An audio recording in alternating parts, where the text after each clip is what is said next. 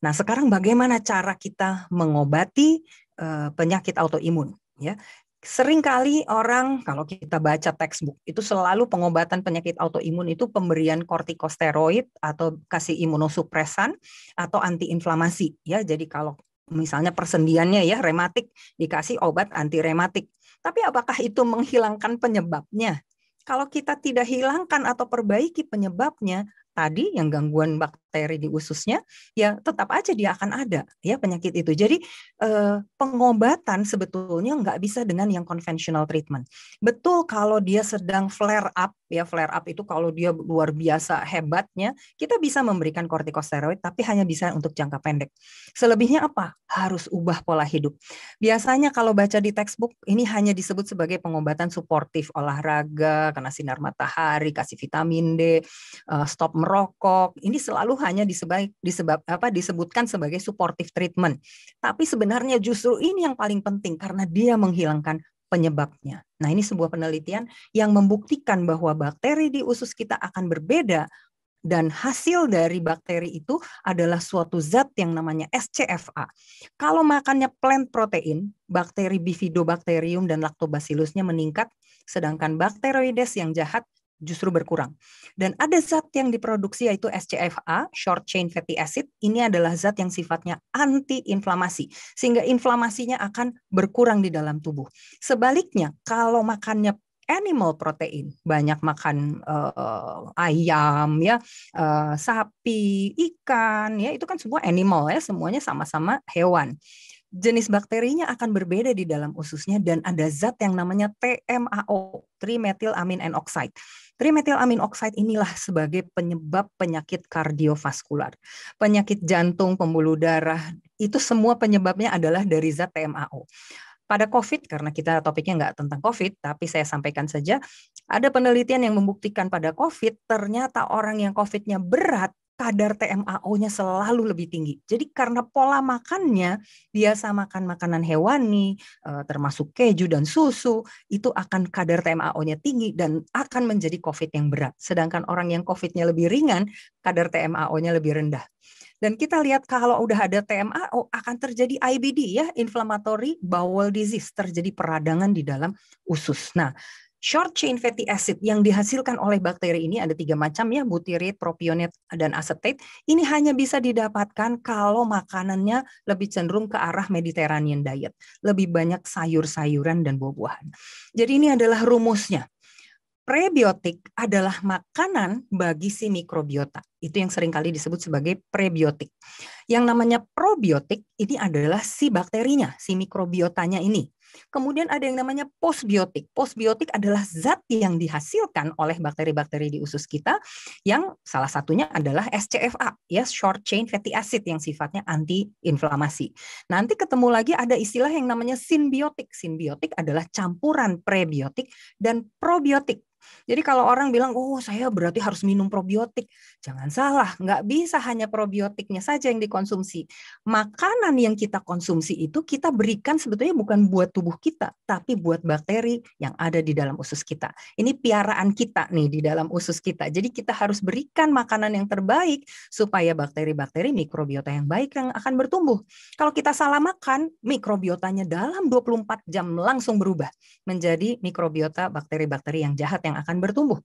Lalu kita, waduh kemarin nyesel nih makannya nggak sehat ya, tidak segera akan kembali. Butuh waktu 48 jam minimal, bahkan ada yang mengatakan penelitian sampai 1 minggu. Oleh sebab itu, juicing, treatment salah satu treatment detox untuk gangguan pencernaan itu tidak cukup hanya 1 hari atau hanya sekali-sekali. Harus dilakukan minimal biasanya 3 hari ya, 48 jam ke atas ya. Nah, saya mencoba mencari penelitian aslinya yang dipublish di Lancet, tapi saya belum menemukannya. Jadi saya ambil dari slide presentasi Dr. John McDougall. Ya, dia mensitasi dari Dr. Swank yang mengatakan 8 gram saturated fat. Jadi kalau kita makan lemak dan protein tinggi, ya jumlahnya cukup 8 gram saja, sudah akan terjadi 3 kali lipat risiko terjadinya penyakit multiple sclerosis. Ini adalah penyakit autoimun yang menyerang ke otak. Dan ini kita lihat 8 gram fat itu di mana? hanya sepotong burger saja itu sudah 8 gram dan ini sudah bisa 3 kali lipat menyebabkan terjadi penyakit autoimun. Sepotong ayam saja ya, nggak apa-apa lah cuma sepotong gitu ya biasanya kita ya. Satu potong itu sama dengan terjadi 3 kali lipat kemungkinan penyakit autoimun. Nah, ini adalah suatu proses untuk mengubah bakteri yang ada di dalam usus kita ya. Ada yang namanya colon hydrotherapy ya, colonic lavage. Nah, ini adalah penelitian oleh Drago, ini baru dipublish 2 tahun lalu 2019. Ada satu metode pengobatan khususnya untuk gangguan autoimun ya, yang mencuci. Jadi dengan air yang hangat akan mencuci ususnya. Apa yang terjadi ya? Bakterinya hilang tuh ya. Jadi ini dilihat pre-lavage, jadi sebelumnya komposisi bakterinya sedemikian, setelah dilakukan lavage jenis bakterinya langsung berubah ya, bakteri yang jahat berkurang jumlahnya, tapi begitu didiamkan 1 bulan dia kembali ke komposisi yang semula. Artinya colonic lavage atau colon hydrotherapy ini bukan solusi satu-satunya untuk memperbaiki bakteri yang ada di dalam usus kita. Betul dia bisa hilangkan dalam waktu yang singkat bakteri-bakteri yang jahat. Tapi tergantung setelah itu apa yang kita makan. Kalau kita makan makanan yang kandungan prebiotiknya bagus untuk bakteri baik, maka yang tumbuh nanti akan adalah bakteri yang baik. Saya punya seorang teman baik, seorang dokter kulit, istrinya, suaminya dokter penyakit dalam. Sampai suaminya mengeledek istrinya. Dia katakan, kamu gimana sih ngobatin penyakit psoriasis saja nggak sembuh-sembuh. Saya hanya dengan 1 kali melakukan colon hydrotherapy, langsung sembuh penyakit psoriasisnya. Ya, jadi betul ini bisa dipakai sebagai salah satu modalitas, tapi bukan satu-satunya. Begitu juga dengan FMT, ya, fecal microbiota transplantation, ya. Jadi dicari donor orang yang sehat, ya, yang tidak punya riwayat kanker, tidak punya penyakit autoimun, diambil pupnya, kemudian diolah dan kemudian si donor ini harus dicek dulu ya, semuanya bagus, baru dimasukkan ke dalam perut dari orang yang sakit dan ini diharapkan bisa memperbaiki dan betul ditemukan bahwa demonstrated efficacy in treating inflammatory bowel disease dan irritable bowel syndrome. Jadi penyakit-penyakit peradangan di usus, termasuk penyakit autoimun ini, ya, inflammatory bowel disease bisa sembuh dengan cara itu. Pengobatan autoimun juga bisa dilakukan dengan simbiotik dan probiotik. Ini adalah sebuah penelitian meta-analisis ya. Dia kumpulkan berbagai penelitian sebanyak 440 pasien ya, 216 yang diberikan intervensi simbiotik dan probiotik, 224 sebagai kontrol. Kemudian dimonitor ini adalah semua zat-zat inflamasi ya yang bisa ditemukan, interleukin 6. Nah, ini juga sering nih pada COVID ya. Kalau ada cytokine storm ya, kalau badai sitokin, ini interleukin 6-nya tinggi, tumor nekrosis faktor alfa, ya, TNF alfa, CRP, ya, kemudian malondialdehyde, ini biasanya berkaitan nanti dengan metabolisme B12 ya. Nah, semua mediator inflamasi ini berkurang dengan pemberian simbiotik ya, prebiotik dan probiotik. Dan bahkan dikatakan dosis yang semakin tinggi dengan 2 miliar CFU ya di dalam kapsulnya itu ya, kalau kandungannya jumlahnya banyak sekali bakteri yang baiknya ini bisa bahkan menurunkan kadar interleukin 10. Jadi penelitian ini membuktikan bahwa penyakit inflamatori bisa dikurangi dengan pemberian probiotik. Apa sih mekanisme kerjanya? Mekanisme kerjanya adalah sekresi mukus ya. Jadi lendir tadi kalau kita lihat permukaan usus udah ada lecet-lecetnya, dia akan membentuk lendir lebih banyak sehingga melindungi permukaan dari dinding ususnya. Kemudian memproduksi peptide antimikrobial. Jadi ada zat-zat yang diproduksi yang bisa mematikan bakteri-bakteri yang jahat ya. Kemudian epithelial barrier-nya menjadi lebih baik.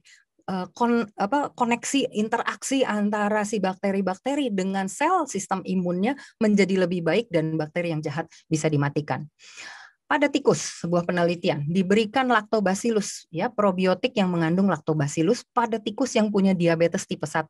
Diabetes tipe 1 itu yang genetik ya, yang biasanya harus diberikan insulin.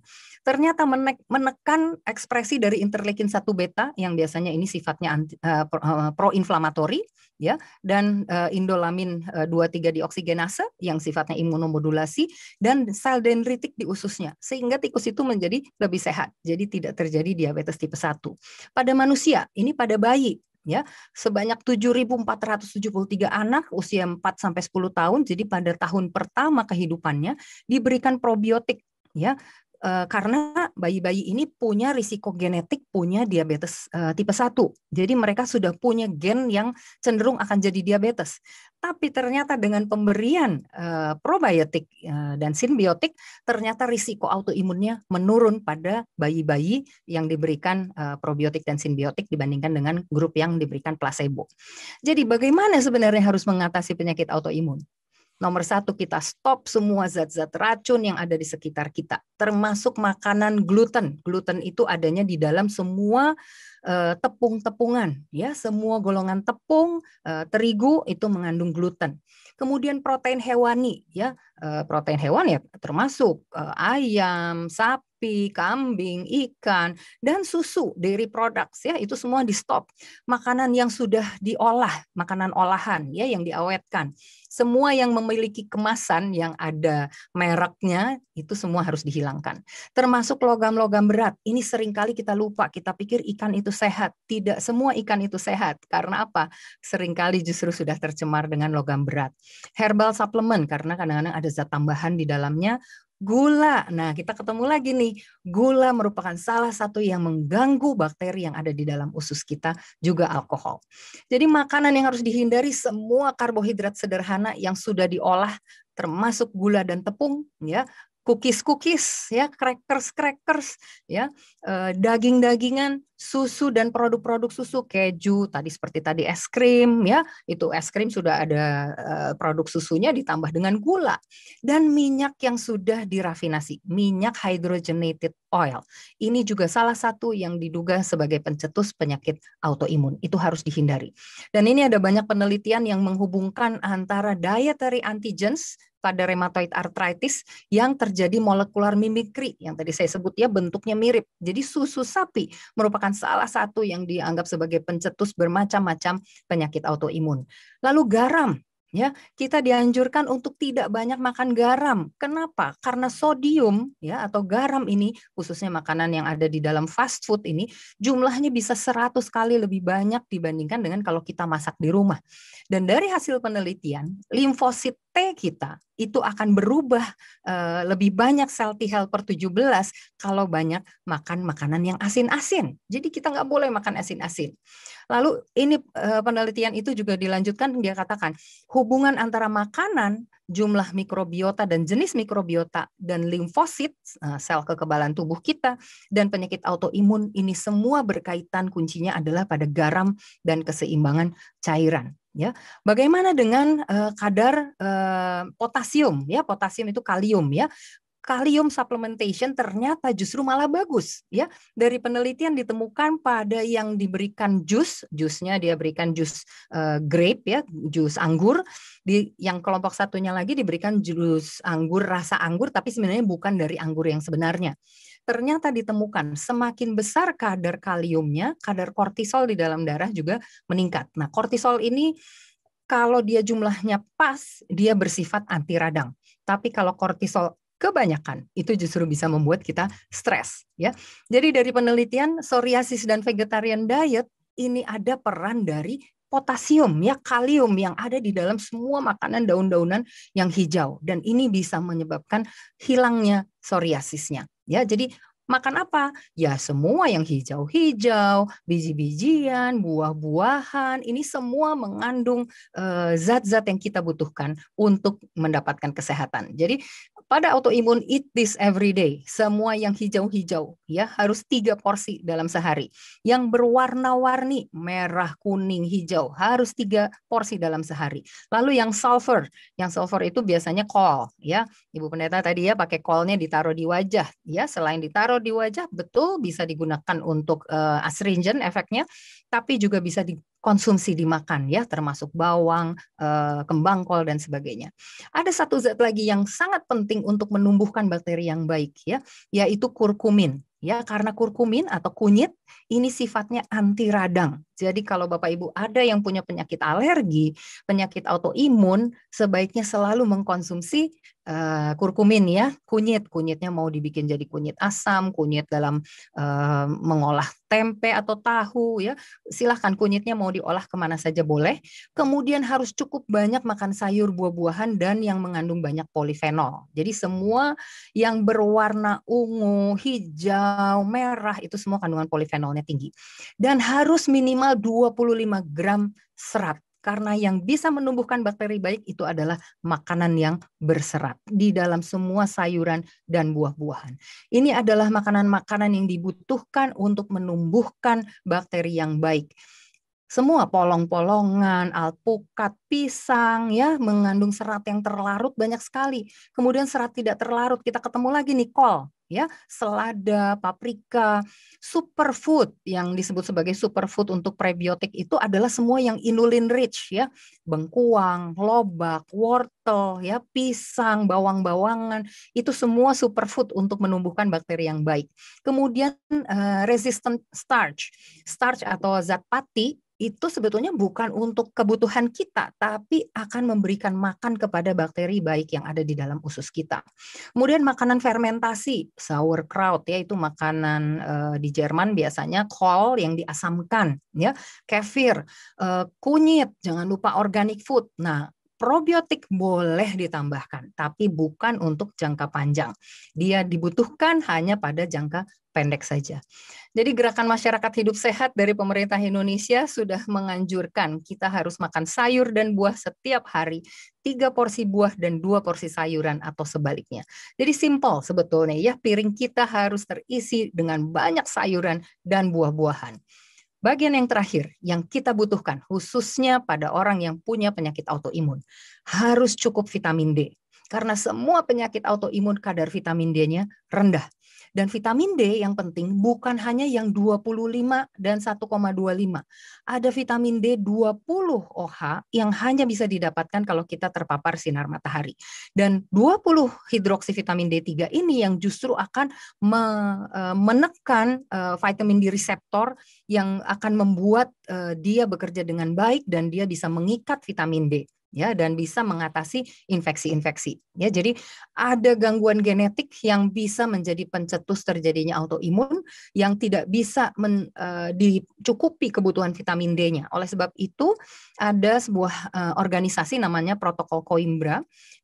Mereka katakan bahwa dosis vitamin D bagi orang yang autoimun tidak bisa dalam dosis yang kecil seperti dosis bagi orang biasa.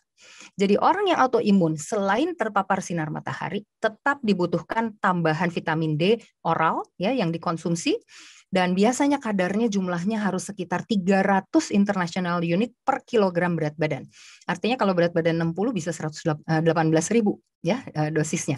Jadi memang harus dimonitoring dan tidak perlu terlalu khawatir dengan kalsium karena lebih penting adalah monitoringnya pada bukan kalsium tetapi pada parathyroid hormone ya. Jadi parathyroid hormone level inilah yang menjadi informasi sudah cukup apa belum kadar vitamin D-nya. Baik, take home message untuk kita semuanya. Penyakit autoimun memiliki banyak penyebab, bisa dari lingkungan, bisa infeksi, dan banyak yang kita belum ketahui. Tetapi menjaga kesehatan usus merupakan yang salah satu yang paling penting untuk menjaga kesehatan secara keseluruhan, termasuk untuk kondisi autoimun.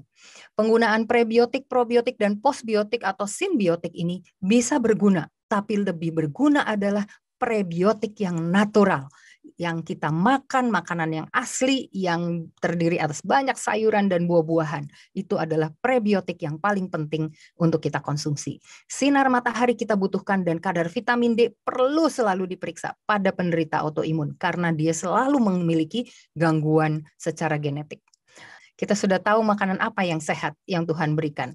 Itulah yang harusnya kita konsumsi dan kita jauhkan segala hal-hal yang buruk dan Tuhan akan jauhkan segala penyakit daripadamu.